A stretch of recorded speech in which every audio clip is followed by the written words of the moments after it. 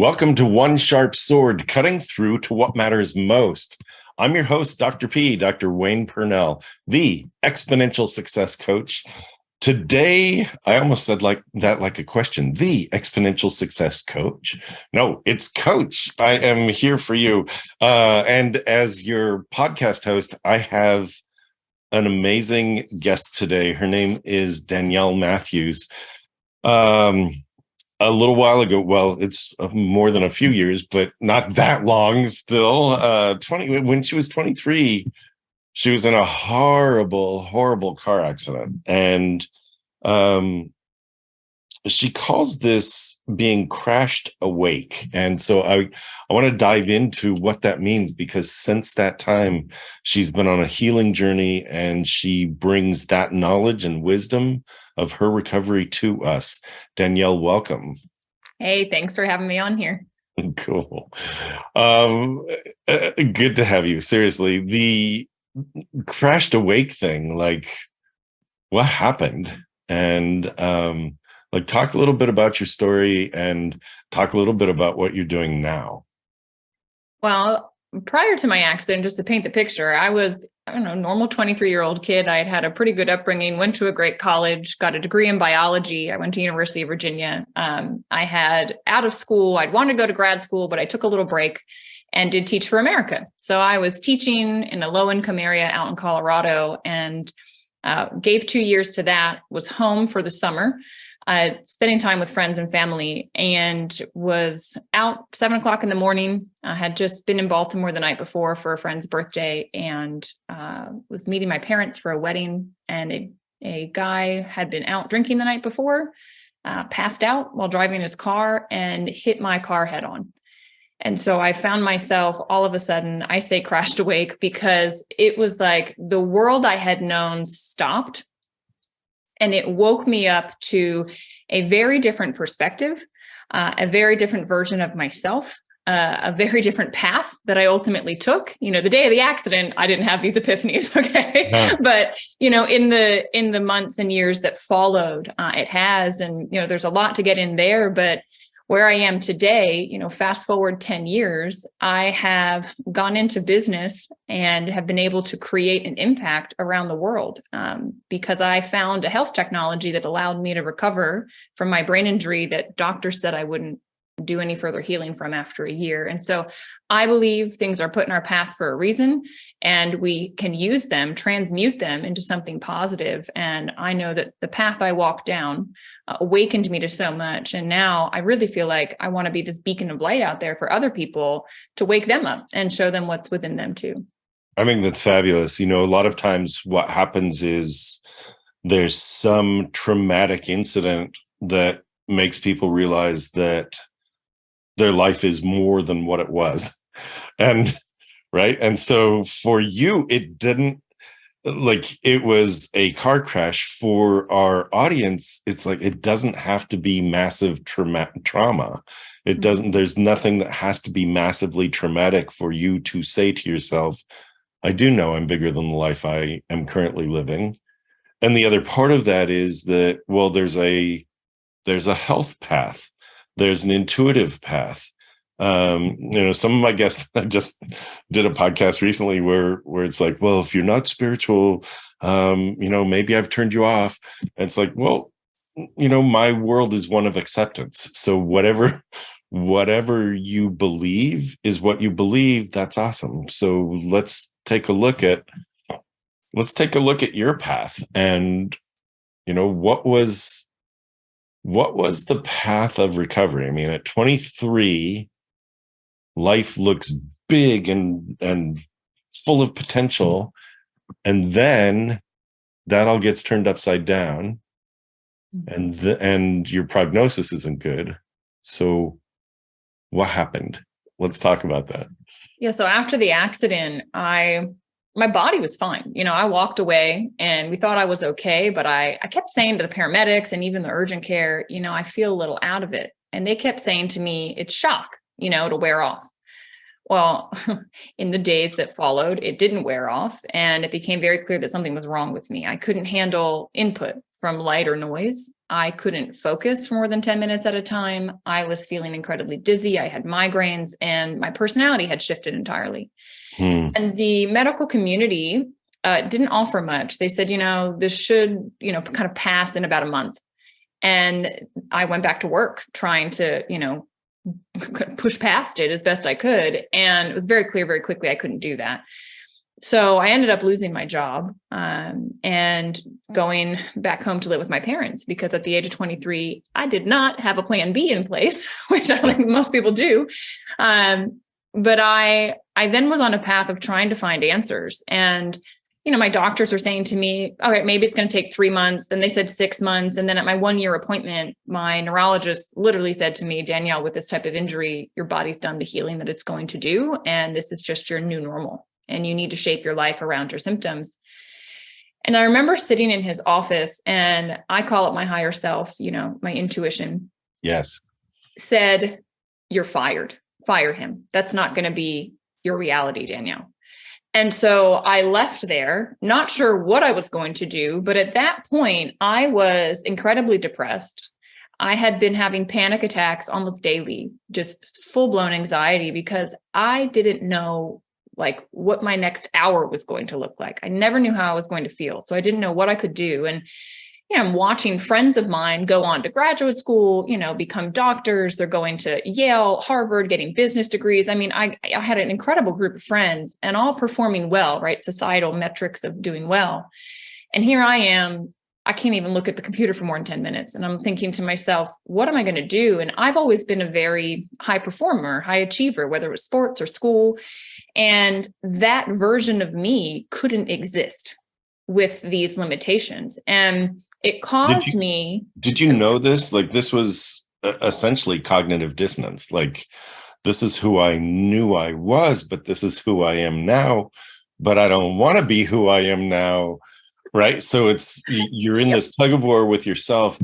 So I have that question about cognitive dissonance. Also, did you have impulse control? Did you find yourself just wanting to go off and do things? I had impulse control as far as my actions, but not my thoughts. There was no filter. So yeah. You knew what I was thinking, and it was very difficult because it was just so much for me to have a conversation with somebody. I was taking in so much all at the same time that if they weren't clear, or what I would be very direct, and then cut it off because I couldn't physically handle it. And so it's a very different version of myself. And I didn't like that. But I also, you get to a point where just it was so uncomfortable to be in my body that I had to control my surroundings as best I could. And the cognitive dissonance and that question, I didn't realize a lot of things. In hindsight, I've been able to connect dots or see what was going on. But I honestly felt like a small child that had been dropped in the woods by herself. There was no one to guide me through it. There was no one to give advice to say, look at it this way or look at it that way. I had a lot of people around me, don't get me wrong, but they didn't get it. You know what I mean? And they wanted to help, but they also kind of felt sorry for me. And so that didn't feel good either. And I didn't want that emotion. That wasn't a helpful emotion. the balance of pity with, would you just get over it, get better already? What's taking you so long, right? So being blamed for your recovery, you had what sounds like a frontal lobe trauma. I did. Right. So basically that's what you've described. And so that's why I asked about impulse control also. There was a period of time where I worked with schizophrenics. I actually ran a locked psychiatric unit. And one of the things that I came to realize was that the filter for input wasn't necessarily there. And so it's the buzz of the lights, the temperature, the way your shoes fit, how you're sitting, the breath you took, the clothes, the colors, everything is all coming in all at once, and it's all happening, and you're hearing and feeling and seeing and sensing. And so with all of that input, at what point do you go, stop? Just stop. right? And so for you, that caused you to lose your job. Like, right? Like you're not able to handle all the input, and you become very clear about what you need from others. And that being that direct doesn't necessarily work in a social and or work environment. So No, it doesn't. yeah. And it doesn't really work in a family environment either. My parents, God No. bless them, they put up with a lot.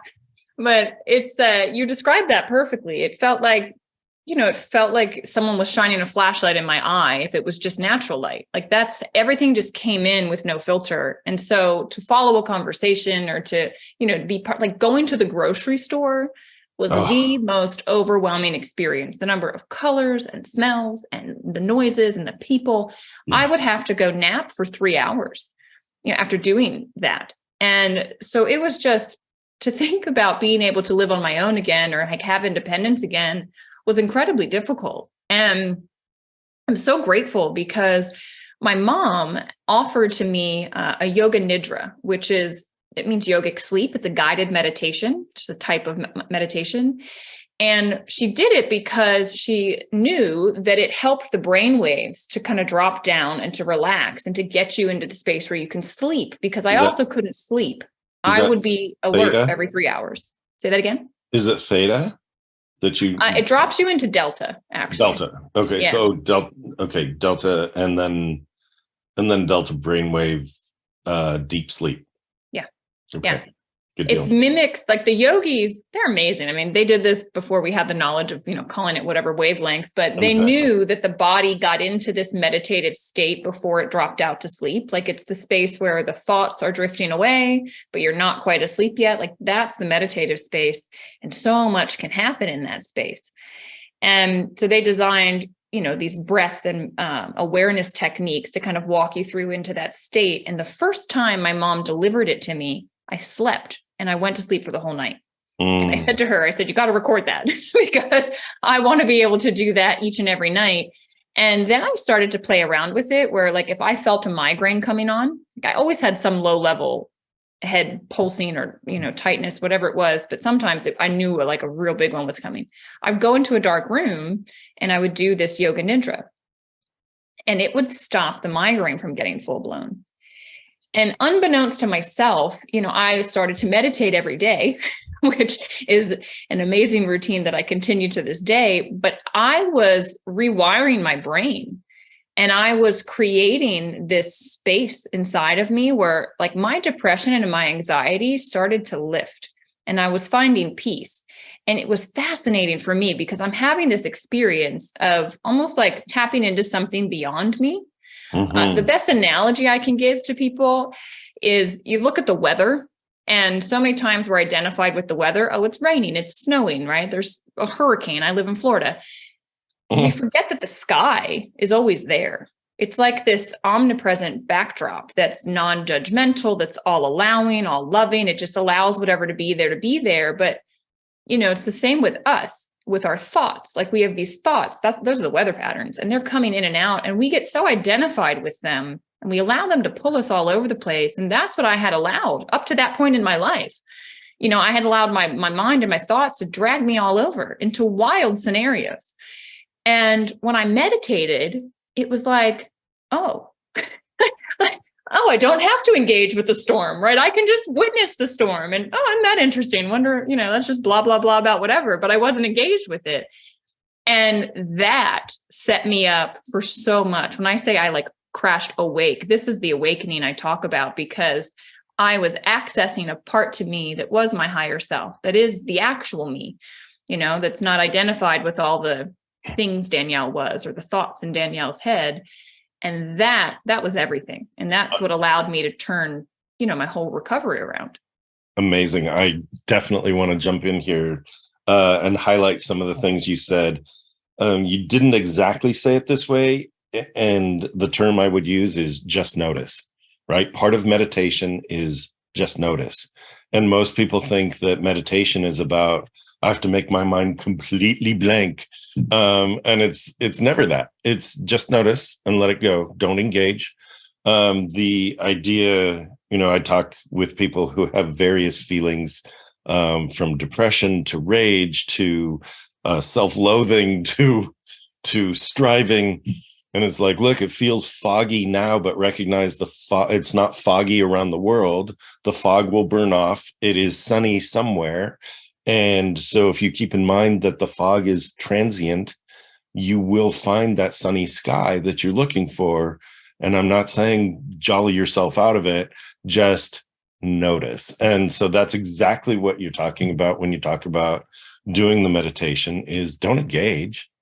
It's cloudy, so it's rainy, so it's sunny. Just notice your environment, notice your thoughts, notice your feelings. And then from there, you get to choose, right? And that is your road to recovery, right? If I'm noticing this, what is the thing that I want to bring more of into my life? Exactly.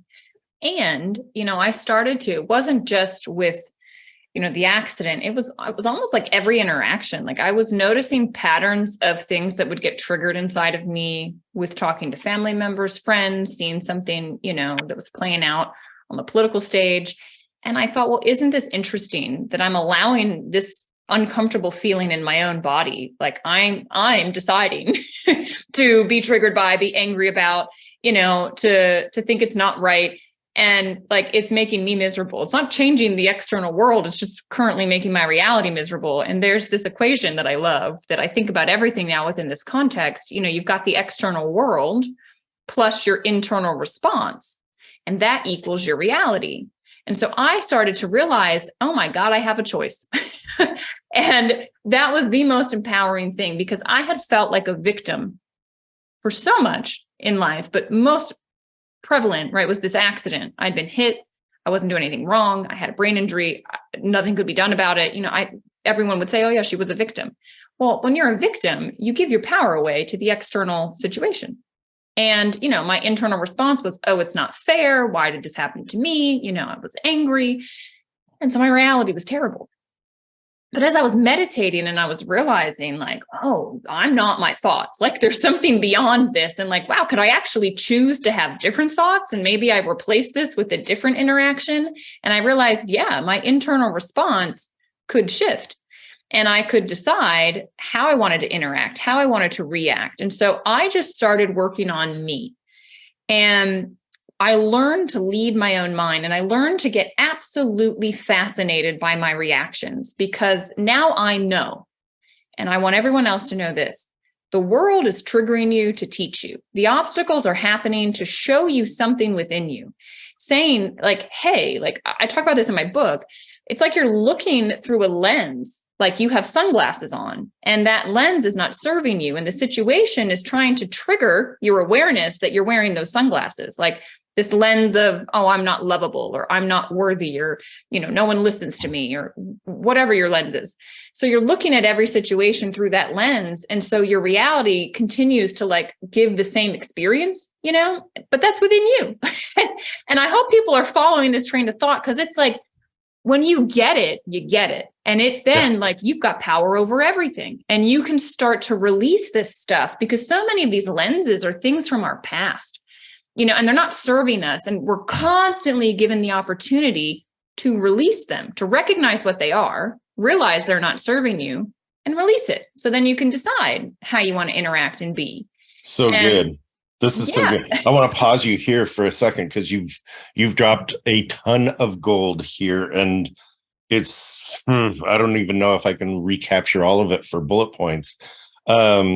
External world plus internal response, which you have a choice over, gives you your reality, your personal reality. So if you're not liking kind of how your life is feeling, you have to look at how you're responding to what you're seeing in your life. And I think that's huge. I am not my thoughts is a big concept. And I wanted to point that out, that just because you think something that's based on, again, you were talking about your past. It's based on your past. And It's based on what you were taught to think. And your past isn't bad. You have the past. You're as old as you've ever been, right? So something about your past allowed you to survive to this point. So that's pretty good. It may not serve you now, and it may not serve you in the future. So now you have a choice about whether to hold on to those thoughts or whether to change them so that you can become a different version of yourself, bigger, better, stronger, having more clarity, all of those things. So I am not my thoughts. I can choose how to react, and I can choose to lead my own mind. Huge, right? That, like, if I think if everything else about this interview, about this podcast dropped away, if that one sentence remained, I can choose to lead my own mind. And even I do choose to lead my own mind, right? That's super empowering. And just remember that, like, say that over and over again. I choose to lead my own mind. Good. Where am I going to choose to lead it? Right. And then you get to live into something that's bigger and bolder. So I love this. I love your story. I love everything about where you're taking us. So keep taking us. I'm happy to. It's interesting. Like I said, I've looking back, I can see the things that I tapped into, and I have deeper understanding. And when I shifted my inner world, I shifted my vibration. Okay. And some people understand that, some people don't. Every emotion holds a vibration. Anger and fear is a very low vibration. You can feel it when you walk into a room. And then, you feel people that are joyful and happy and living in a space of gratitude and love. You feel that too.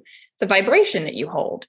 And so many people talk about the law of attraction, but that's secondary. The primary is the law of vibration, saying the vibration that you hold is what you will attract in it. Like will come to like. And when I shifted my inner world, I totally shifted my vibration unconsciously. Like I didn't know what I was doing. And we got a phone call from an acupuncturist about a breakthrough health technology. She said it stimulates cellular repair, helps your body to find out where you have damage and repair like you did when you were young. And she was convinced it would pass the blood-brain barrier. And it's like, oh my gosh, looking back, I can go, holy cow, I shifted my inner world and it changed my external environment. So literally the answer to what I needed came to me. And I think about this all the time, any challenge. The antidote is in the obstacle. I had to learn to master my mind. I had to learn to control my thoughts. I had to learn to lead myself. And then it was like, okay, you're ready for the next level of your life. That was the lesson you had to learn. And if I hadn't learned it, I would probably still have the brain injury and be dealing with all the things. But it's like I grew through it. I took the challenge and I said, okay, I've got to become more. And when I did that, my world changed. And it's so fascinating because, and this is like, I dive deeper into this into the ebook, but the last piece of the ebook is about creation, because you get to create your world from the inside out. And I stumbled into it. Like I didn't know what I was doing. But as I reflected back, I went, oh my gosh. And now with that knowledge, I'm very intentional with what I'm creating and the space, the energy that I hold within me of who I am. And then it gets drawn to me. It's a fascinating space to be. It's a space of empowerment. It's a space of, being able to, like, we think the external world we can't control. And like, there's nuance here, right? There's things that are out of your control, of course. But when you master your world, you are going to bring situations, scenarios, people into you. I mean, it is like, I just look in awe now at what unfolds in my life. And it's like, you think you're watching a movie, how it all unfolds. But like, well, I'm the main character in my movie and I'm going to make it a great movie. So, I am hoping that every listener and viewer is able to echo that. I'm the main character in my movie. I'm going to make it a great movie. You get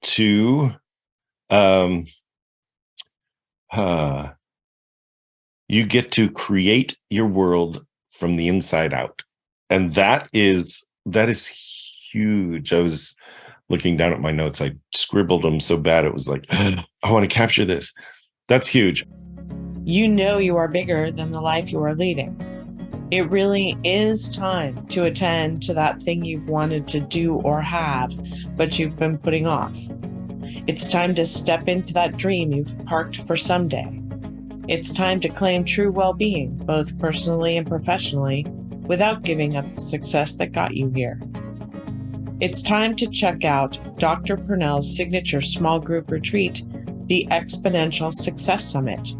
Explore exponentialsuccesssummit.com. Seats are extremely limited as this is a very special small group event.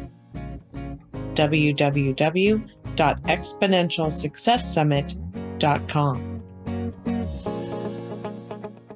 I want to focus here for a second, because I think for those of us that have done it, it's like, of course, you know, once you get through the barrier, it's like, oh, dang, you know, like, of course, it's like it doesn't have to be a struggle or a suffering or any of that. And so most of our audience, I think, is still in a place of, well, it is a struggle.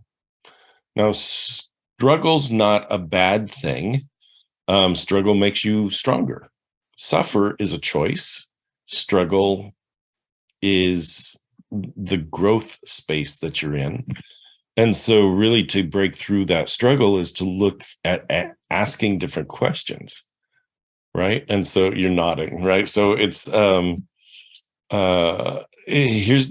the thing is that I'll say another couple of things and then turn it back to you, Danielle. The idea is that those that are in a dark space tend to keep their head down and wonder why they're in a dark space instead of looking up and really exploring the space that's both dark and light. Because if there's darkness, there's also, like, the law of polarity says it's there. Like, the answer is there.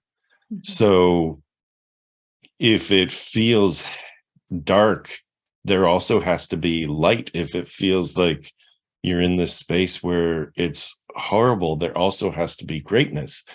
So start asking different questions, like, where is it? Like, what do I need to do to access the greatness? And you're, you know, for those, for our audience members, I appreciate that you're sitting there, you're nodding, you're smiling. So back to you, Danielle, to explain that even further, or take us on your journey even further.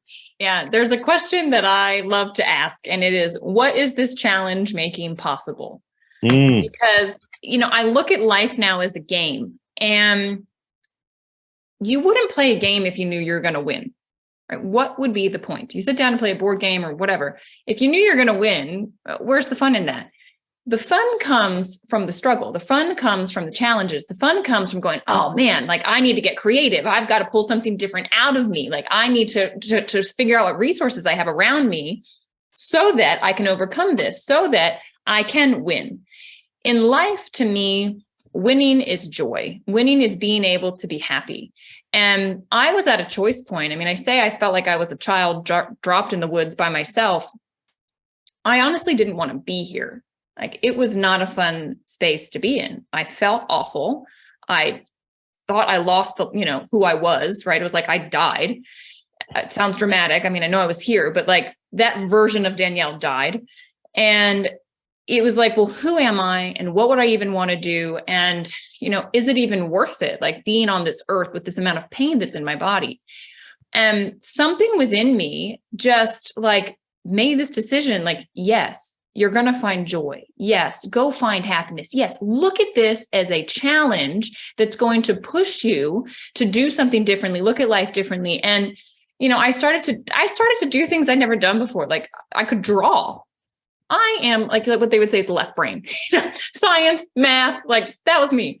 And I thought, well, I can like sit in a dimly lit room and I can like draw something.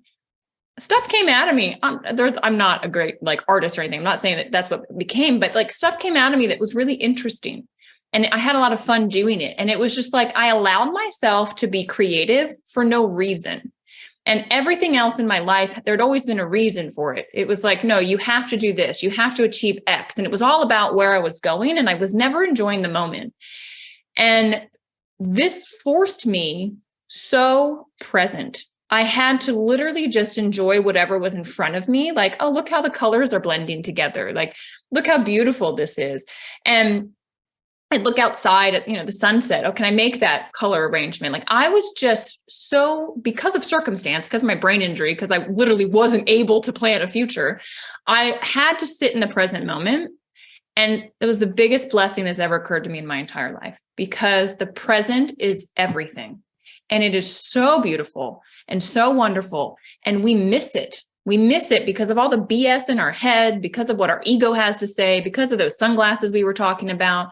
We absolutely miss the present moment. And I feel so grateful that I've been able to carry that into everything I do. So I am very present when I'm with somebody. All I see is them. My mind's not chattering, nothing. And if it is going, I say, you can go over here. You can talk over here. I'm not listening. And that has allowed me to connect with people on a deeper level.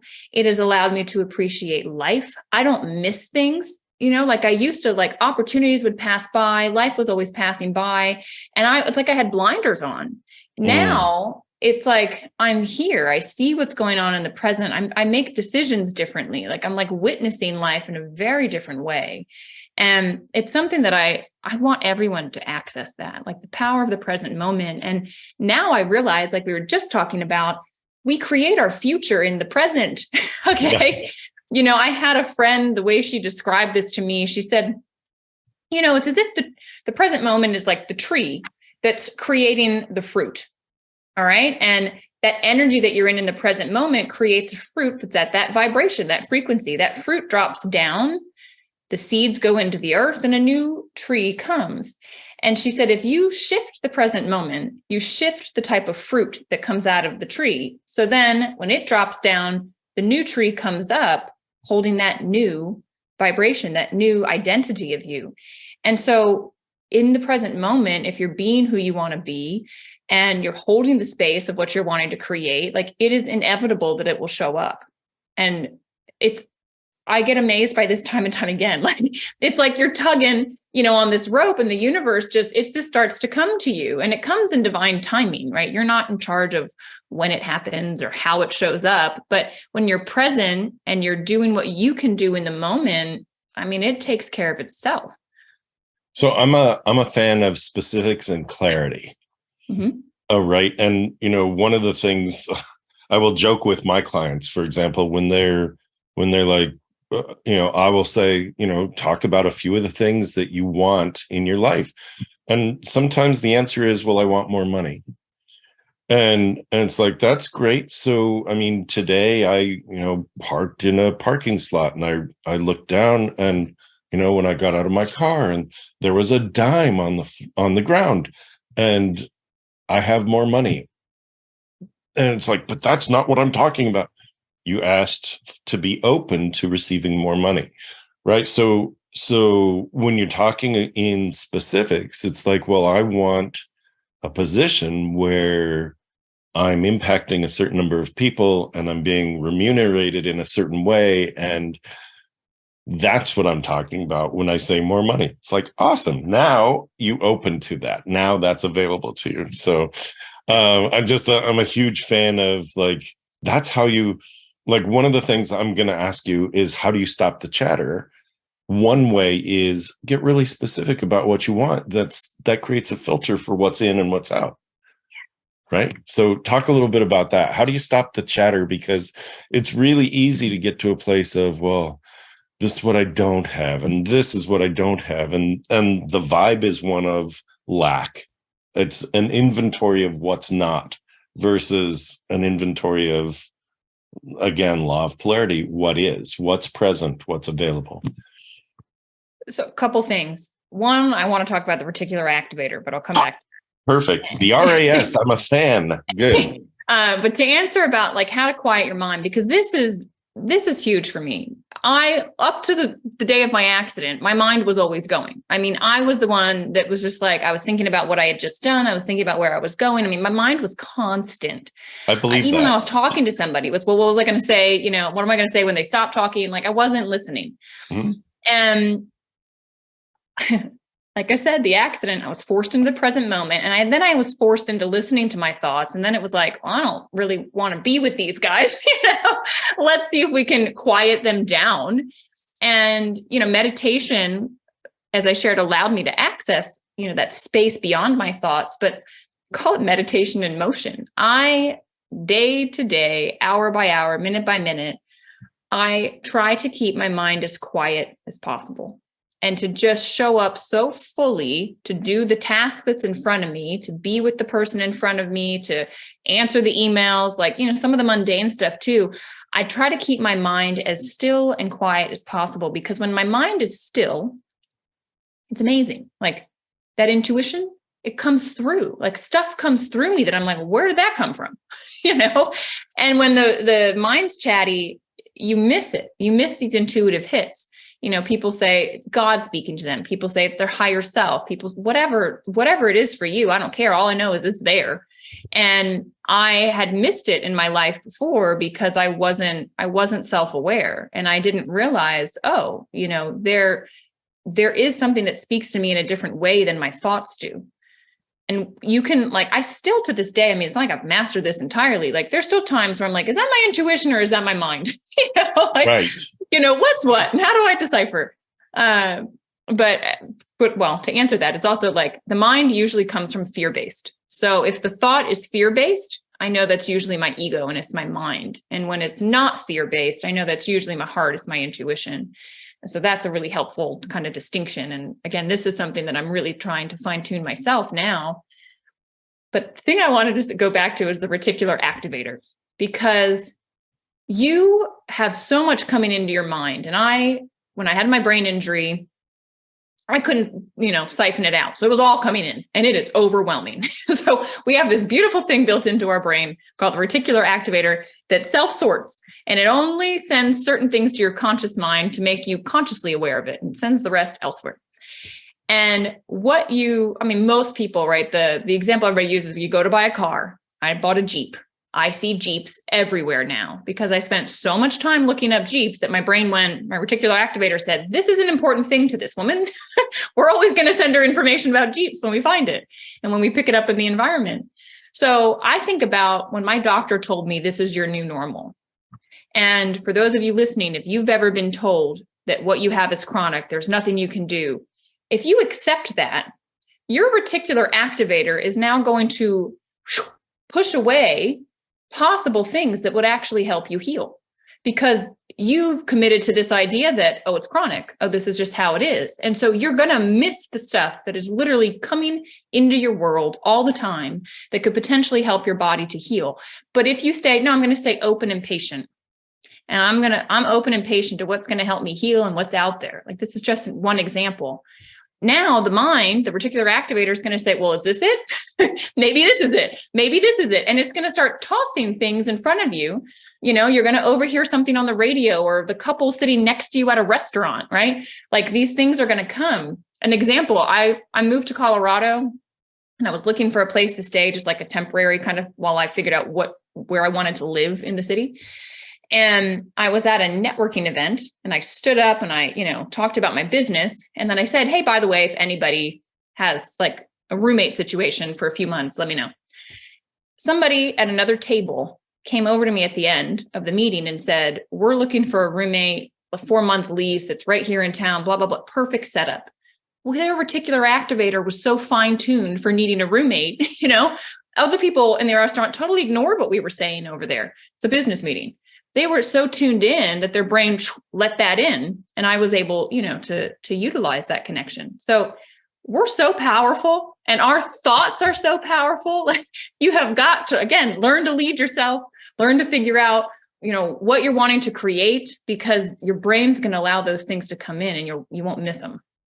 I am loving all of this. I love this so much because, reticular activating system is about filtering for a certain thing. And there are people that live their lives as victims. And it's like, yeah, see, they did it again. See that person is out to get me. That person took advantage of me. Versus people who live their lives as successful and full of wonder and ready for greater and greater opportunity, where they go, oh, this person, they responded this way. I chose not to engage. Right. It's like, because both are out there, right? Yeah. It's out there. You've got all of it. And so what do you my saying is, you get, well, and maybe I picked it up along the way, who knows how that works. You get more of what you focus on. So, right. And it's there's studies on target focus, and, race car drivers that are going 200 miles an hour plus are trained never to look at the wall. You keep your eye on the track. If you look at the wall for a split second, you're going into that wall for that split second. And motorcycle riders are trained not to look at the tail lights of the cars in either lane next to them, because they'll drift. Right. So what's your target focus? That's you training your reticular activating system. Right. And so what is your target focus? Be deliberate about that. I think that's huge. What are you looking for? What are you seeing? And actually then deliberately, what are you filtering for? What are you filtering in and what are you filtering out? And be super deliberate about that, which brings us back to the meditation, which is just notice. You choose what you engage in, which then bounces us to your future, like what you're working on now and where you're headed. You've got some technology I know that you want to talk about, the redox stuff. And, in the next few minutes, why don't you wander us through that? Yeah, I'd be happy to. So as I mentioned briefly at the beginning, I found this technology that helped my body to repair. And it was because I got into the right vibration, so I could literally attract in the answer to my issues, where, doctors had said there was nothing that I could do. And just to give you guys some insight into it, it's redox signaling. These are reductants and oxidants. It's electron transfer, if we're going to go back to biology, right, for a little bit. And this is how every cell in your body communicates. And you make a lot of these molecules when you're young, so the communication is very strong. But as we get older, we make less. And so our body's ability to find damage and repair it kind of goes down. And this acupuncturist, when she called my family, she said, every client in my practice is having results, all of them different. Some, it seems to be repairing hormones. Some, it seems to be their digestive system. And obviously, eventually for me, it was my nervous system. It was my brain. And when that all happened, like, life is so uniquely preparing us for the next step. I had gotten a degree in biology. So when I went, well, what in the heck is this stuff? Like, how did it actually do what it just did for my body? The impossible. And I started to learn what it was. It all clicked. And, I had been a teacher for 2 years before my accident, and I had learned how to educate. I had learned how to connect with people. And I thought, wow, I am so uniquely positioned to help bring this breakthrough. I have no other word for it, but a breakthrough to market. And the funny part is, though, and things come in packages we don't expect. And when we have expectations, we can miss things. So here I am looking for, how do I want to show up in life differently? And I want to have more purpose, and I don't want to go back to a 9-to-5, and I want flexibility.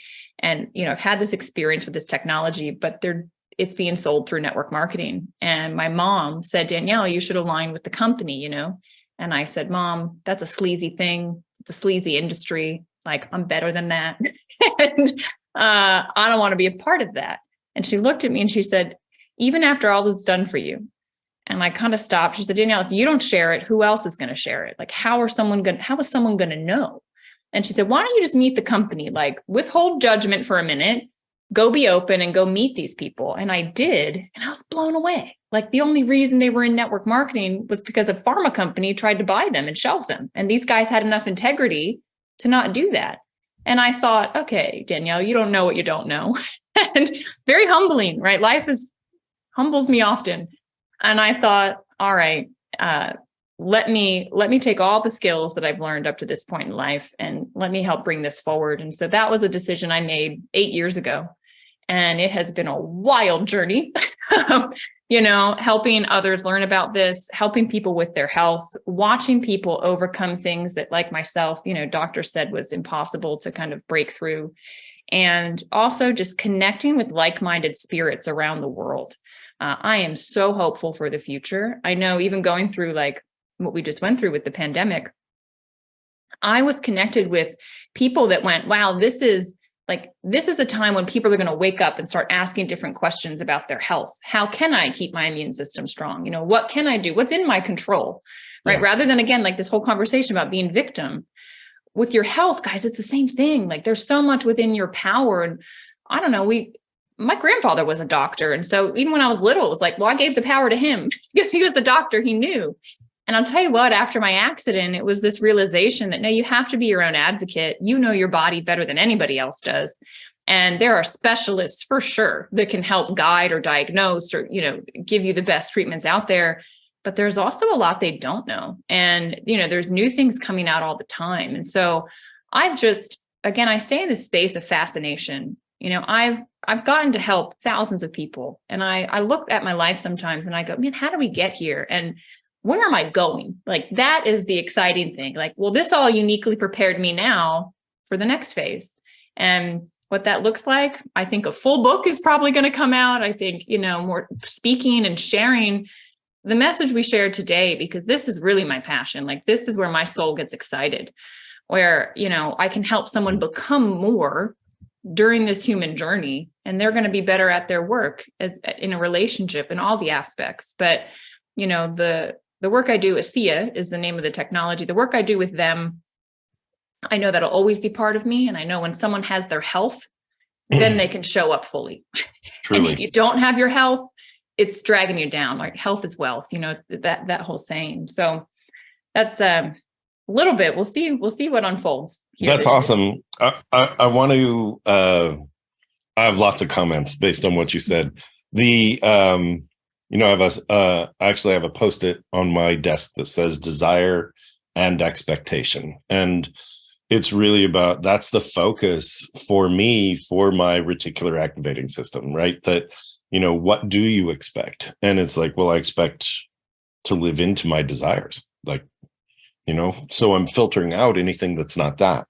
And I think that's huge, because if you are afflicted with a physical ailment, your focus goes to that physical ailment versus, well, what's the recovery from that? What's the potential to move on from that? My most recent TED Talk, it came out in February of, was it this year? Yeah. February of 22. So it was about a year ago, just at the time of this recording. Proud of it. It's got over 1 million views, right? The focus of it is on perceptual bias and how parallax perspective, which is a fancy term for look at things differently, can overcome perceptual bias. And right, you said, well, I didn't know what I don't know, right? And that's perceptual bias. I don't know what I don't know. Most people don't think about. They actually flip that. The bias part is I only know what I know. Right. And I'm willing to defend it because that's what I know. And so if you take it to, well, I don't know what I don't know, and you choose a parallax perspective, which is shifting the way you look at things, you're going to open to a whole new world. And that world is one of abundance and health and all that stuff. So, pulling back the curtain a little bit on our process, like I found out you were into network marketing and my perceptual bias thing kicked in, and I'm like, oh, not this. Right. And how could I possibly? And, I don't want a blatant network marketer on my show. And the truth is there's much more to you than that. It is an integral part of your life and your recovery. But that's not who you are. It's a part of who you are.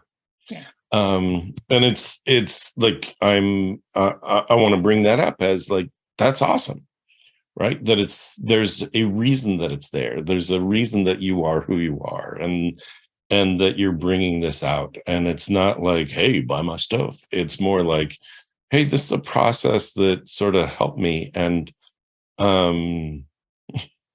you said Big Pharma wanted to shut it down. I have no idea. So that's interesting. What I want to do is to offer people the opportunity to connect with you, to learn more about ASEA, and more important, or as important, because who am I to judge levels of importance, is is your ebook that you're offering, which is mind control. I'm going to say it in my radio voice. Mind control. It's all in your head. Right. So talk a little bit about that. Where can people reach you? If there's anything that you were hoping I would ask that I didn't ask, and you want to add a few lines about that, let's do it. And all of that said, like, how do people find more about you and life and all you have to offer? I would say the best place to connect with me is Instagram. Okay. I'm always posting on that platform, mostly around the concepts we talked about today, just to give little reminders and help everybody, because life keeps happening and we have to keep reminding ourselves, to master our own mind. The link in my bio, you can get access to the ebook. It's a free download. I also have some yoga nidra recordings. So if you want to try the meditation yourself, and they're there for free for you guys to access, because I just want people to feel that peace and realize what's possible, to touch it once, and then you develop your practice. And if you're interested in the redox signaling, there's information there as well in my bio. And please message me. Let me know where you connected in, what resonated. If you've got questions, like I love, it's like the learning is in the doing, and like there's so much power in the questions. And how do I take this concept that philosophically sounds good, but then in this situation, like I can't forgive this person because they did that to me, and of course I'm angry. What do I do with that? That's where this really, like, where the rubber hits the road. And it's not easy, guys, but it's so worth it. And I have so much gratitude to you, Dr. P, because it was funny, like the reaction to, oh, this is what you do, and like, I don't think I want you on here. Like, what's that going to look like? You're going to pitch things, and I love that you were open and you recognized your bias and went, well, let me still stay open and have a conversation. And yeah. I don't know, I feel like it was really fruitful. I mean, I had a blast today on here, and I'm really glad you're here. I'm really glad you're here. And, part of that is me modeling. I don't just give lip service to it. I actually live that way. Like, okay, this is a bias that's showing up. What's beyond it? I don't know anything about you. Let me find out more. Right. So, and that's the whole point, is we make such quick decisions and judgment about people. That's the reticular activating system that, we carry that baggage with us.